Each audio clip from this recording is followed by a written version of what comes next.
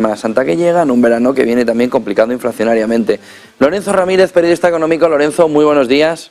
¿Qué tal? Buenos días, José Antonio. Bueno, ¿llega la FED mañana en medio de la crisis bancaria o en la fase final de la crisis bancaria, Lorenzo?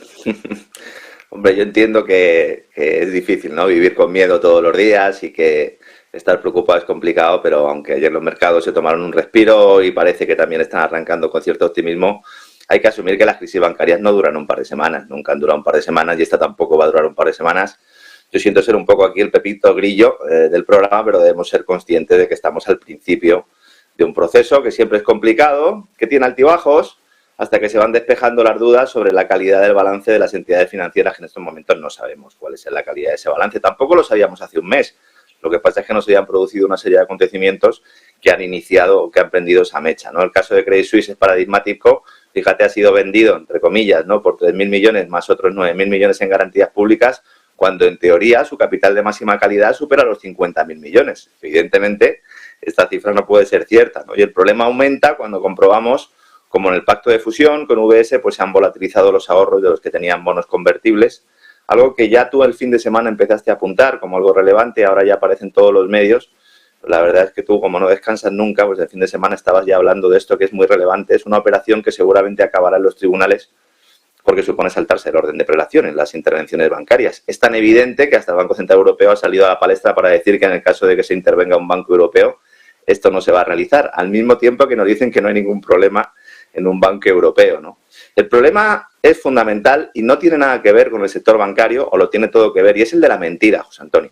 Porque si se dijera la verdad, el pánico sería mayor. Entonces, mientras los bancos centrales y los gobiernos dicen que la situación está controlada, pues ponen en marcha planes de emergencia, pues como el anunciado también a finales del domingo para suministrar liquidez a todo Occidente en dólares, mostrando lo que algunos llevamos tiempo denunciando ya. Estaba escuchando antes a Pablo Gil mencionar el año 2018 y el 2019. El sistema se rompe completamente en otoño de 2019, cuando interviene la Reserva Federal en ese mercado de repos, en un rescate que recordarás que nos dijeron que era temporal, luego fue permanente, luego llegó una pandemia, luego la posterior guerra entre la OTAN y Rusia en Ucrania, y digo bien la OTAN y Rusia, porque la guerra entre Ucrania del Este y Ucrania del Oeste llevaba ya desde 2014, y todo esto tapa una realidad, agravándola al utilizar estos elementos como excusa para seguir aumentando esos balances de los bancos centrales y el gasto público y sentando las bases de una inflación que se ha convertido en estructural. Y ahora los bancos medianos de Estados Unidos acaban de pedir al Fondo de Garantía de Depósitos, es decir, a la Administración de Estados Unidos, a la propia Casa Blanca, que se garanticen todos los depósitos bancarios durante 2 años en el país o habrá más quiebras en las próximas semanas. El Tesoro lo está evaluando. En esta ocasión parece difícil que se pueda saltar al Congreso, aunque hemos visto cosas peores en los últimos tiempos, como hizo en el rescate e intervención de Silicon Valley Bank, para evitar sobre todo que First Republic Bank sea la siguiente ficha del dominó en caer. Esta mañana ya conocíamos que JP Morgan, el señor Dillon, parece estar dispuesto a ser el salvador de todos y ya está negociando ese segundo rescate. Y estamos hablando ya no de 2 billones de dólares, trillions USA, para salvar o para garantizar todos los depósitos bancarios en Estados Unidos, sino de 18 billones, 18 trillions USA, que evidentemente el Tesoro no tiene en sus fondos de rescate y que deberán ser puestos por la Reserva Federal. Y mientras todo esto sucede, desde el departamento que dirige Janet Yellen se publica un comunicado muy en la línea del Banco Central Europeo diciendo que debido a las decisivas acciones recientes la situación se ha estabilizado, lo cual es profundamente falso. Que los flujos de depósitos están mejorando, lo cual es falso también, porque son los bancos grandes los que están metiendo depósitos en los pequeños para intentar detener el pánico, y que los ahorros están garantizados, lo cual también es mentira, ¿no? El Freedom Caucus de la Cámara de Representantes ya ha dejado claro que cualquier garantía universal, sobre todo los depósitos bancarios, ya sea implícita o explícita, consagra un precedente peligroso que lo que fomenta pues es la irresponsabilidad de un sector bancario que, si algo ha demostrado hasta ahora, es que es bastante irresponsable, ¿no? Al final, si se hace, será golpe de decreto presidencial, y en este contexto pues se celebra esa reunión del Consejo de Gobierno de la Reserva Federal. Yo me atrevería a decir que es la más complicada de su historia reciente. Yo creo que es la más difícil de Jerome Powell. La inflación subyacente se mantiene en unos niveles inasumibles y Powell y el resto de gobernadores llegan a ese cruce de caminos para ver un poco qué hacen, ¿no? A ver a quién le venden el alma, ¿no? O terminan de pinchar la burbuja subiendo tipos y provocando o impulsando una recesión que está ya en marcha, por mucho que nos digan que no, o bien congelan ese endurecimiento monetario dando alas a la inflación. Hagan lo que hagan, se van a equivocar. El error es de base, el error se cometió ya hace mucho tiempo y ya no se puede arreglar. Y el rescate anunciado con motivo de la quiebra Silicon Valley Bank y el anuncio de futuras de futuros aseguramientos o de futuros rescates, pues hacen que esto sea profundamente inflacionista. Goldman Sachs ya no espera que la Reserva Federal suba tipos. Nomura decía ayer, ¿no?, que podían bajarse un cuarto de punto. Elon Musk también en las últimas horas decía que había que bajar los tipos medio punto. Ese pivote, ¿verdad?, del que hemos hablado tanto, que según los datos no tenía fundamento, pero que ahora puede tenerlo. Y está claro que los grandes gigantes financieros sabían que este escenario era posible y lo sabían desde hace meses. Y por eso apostaban por el pivote. Aquí no lo entendíamos mucho, lo hemos hablado y comentado mucho. Pablo Gil también decía, dice, no hay fundamentos económicos para un pivote. Bueno, es que a lo mejor algunos sabían algo que los demás no. Pero no descartemos, y este es mi gran miedo, que los bancos centrales inauguren un nuevo paradigma en el que se rescate a la banca mientras se siguen subiendo tipos, intentando reducir la demanda agregada exclusivamente por la vía de hogares y pequeñas y medianas empresas, mientras se hace la vista gorda con el gasto público, con la expansión de balance de la Reserva Federal, que son al final los principales impulsores de la inflación. Así que veremos lo que ocurre, José Antonio, muchas interrogantes y eso nunca es bueno. Yo creo que la crisis bancaria indudablemente acaba de comenzar. Presidente de Estados Unidos y presidente en una situación complicada.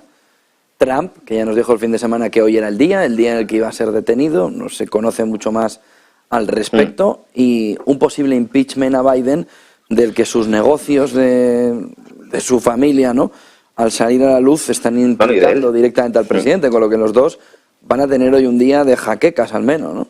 Se habla mucho de la familia Biden, pero es que aquí la cuestión es que puede haber cobrado él personalmente. Todo esto que estamos comentando sucede con un telón de fondo de unas elecciones presidenciales en 2024, que aunque a muchos nos puedan parecer lejanas o les puedan parecer lejanas, están explicando los movimientos políticos y monetarios actuales.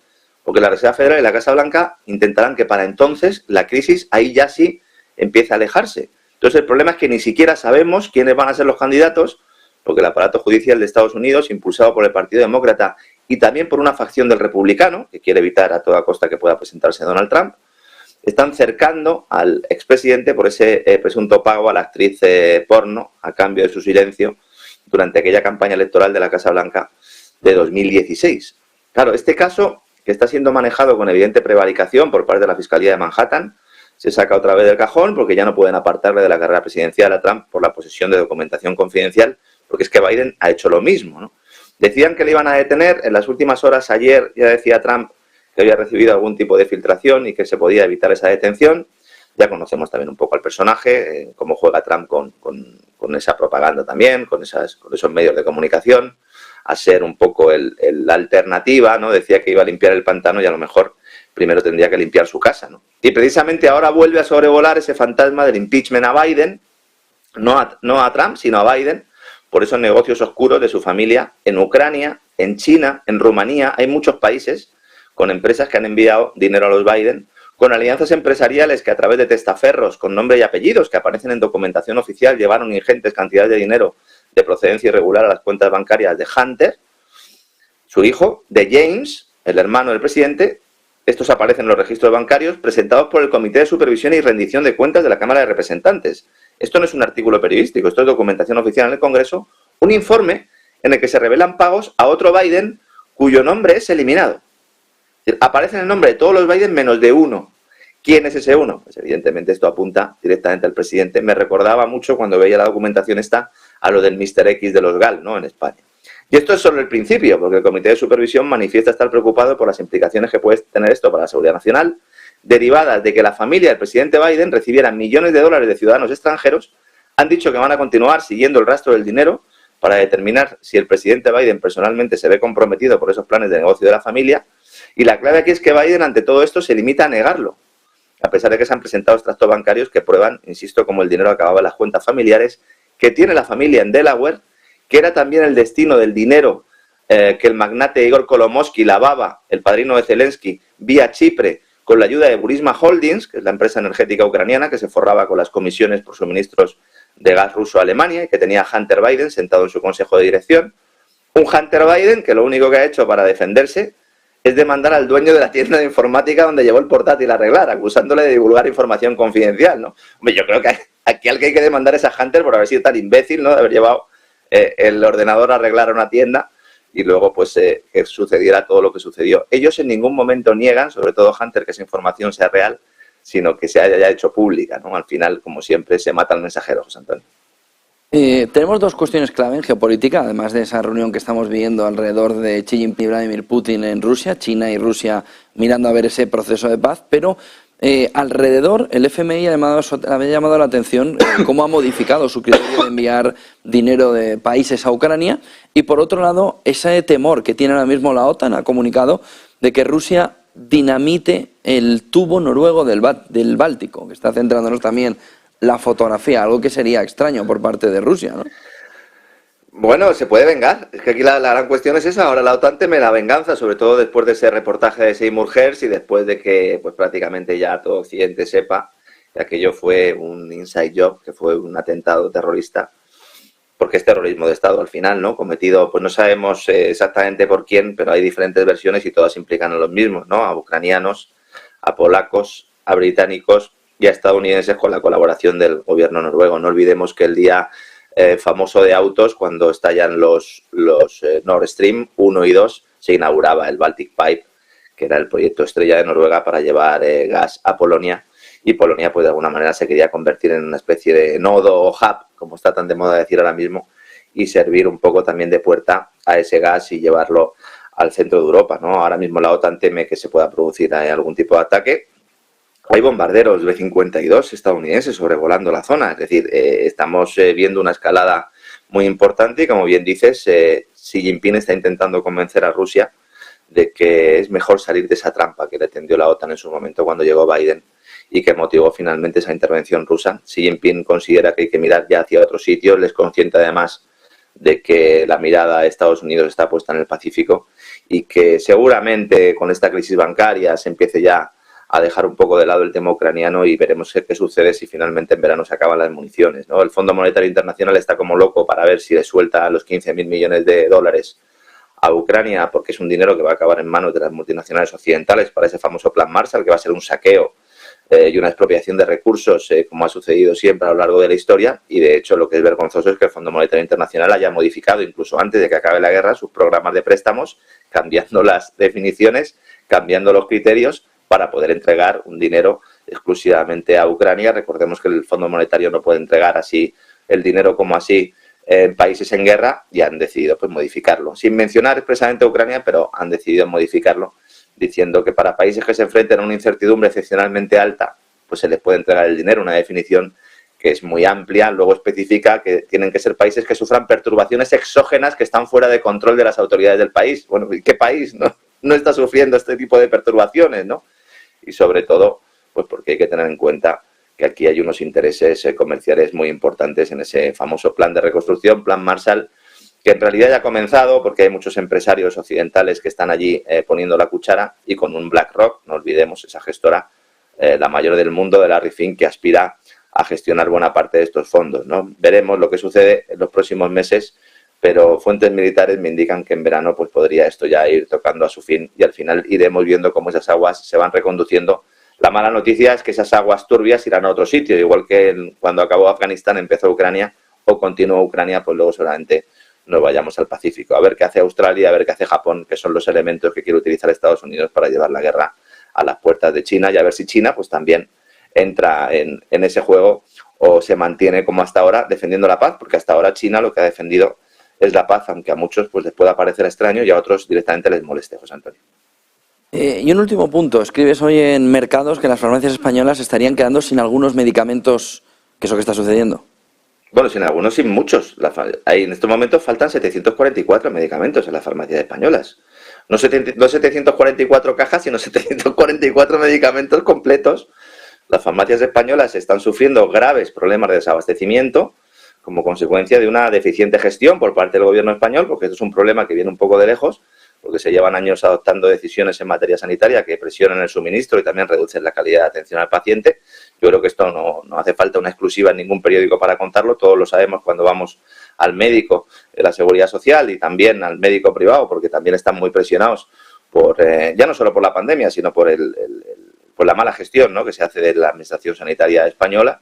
Y luego pues el tema de las farmacias, ¿no?, que los mantienen ahí como si fueran una especie de dependientes cuando podrían hacer muchas más labores que ellos quieren hacer, porque esto es una crítica que siempre se hace a las farmacias, que ellos no quieren, ellos sí quieren, lo que pasa es que no les dejan, ¿no? Podrían dar un servicio adicional a la atención primaria, ¿no? Y todo el problema del desabastecimiento, de la escasez de medicamentos, se ha agravado como consecuencia precisamente de las cadenas de oferta globales derivados en su momento de la crisis pandémica y ahora de las sanciones boomerang.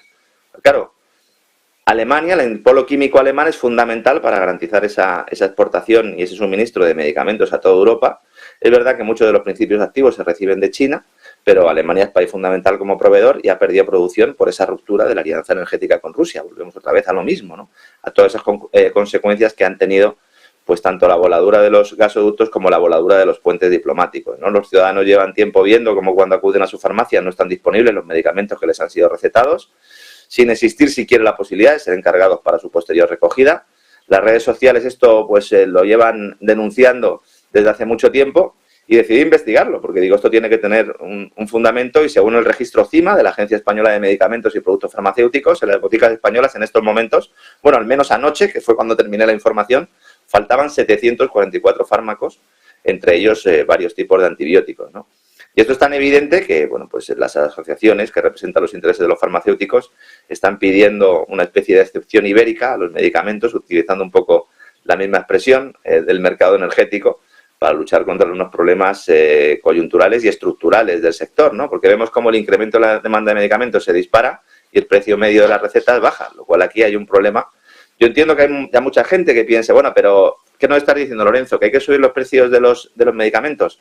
Bueno, pues es indiscutible que cuando se produce escasez en los mercados internacionales, los países que consiguen cubrir su demanda son aquellos que están dispuestos a pagar más. ¿Esto implicaría un aumento del gasto sanitario? No. Esto implicaría una reestructuración del gasto sanitario, que si es algo en España es ineficiente. Y aunque en estos momentos el problema del desabastecimiento afecta a las farmacias de toda Europa, es verdad, pero España es uno de los países más perjudicados por esta política de precios. Fíjate, José Antonio, hay un dato que es revelador. Hay medicamentos en los que el envoltorio es más caro que el principio activo con el que se ha realizado ese medicamento. Y esto, evidentemente, pues tiene unas consecuencias brutales para el abastecimiento, ¿no? La crisis industrial alemana, como digo, es determinante. No se ha calibrado bien el impacto que tiene esa ruptura de los puentes energéticos que unían al país germano con Rusia, destacando pues esa falta de capacidad de la industria química para mantener su producción. Tenemos otro ejemplo más de sanciones boomerang. Lamentablemente, me parece que veremos más en los próximos años, José Antonio. Lorenzo Ramírez, periodista económico, buen día. Gracias por toda esa información y buen negocio.